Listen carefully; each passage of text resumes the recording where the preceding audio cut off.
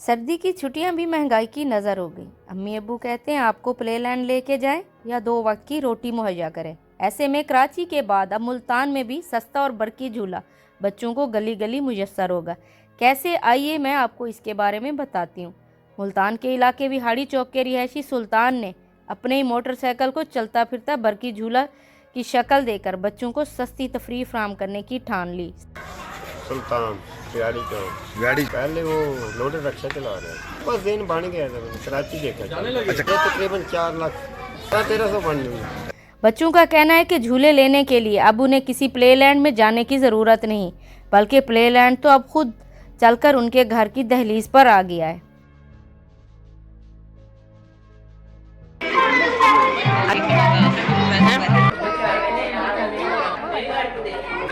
Hello guys, ये uncle अपना झूला लेके आए हैं। मुल्तान का कहना है कि मशीनी और महंगे दौर में मुल्तानी बच्चों के चेहरों पर घर घर जाकर खुशियां मुहैया करने की ख्वाहिश पूरी होने पर खुद भी रात को सुकून की नींद सोता हूँ।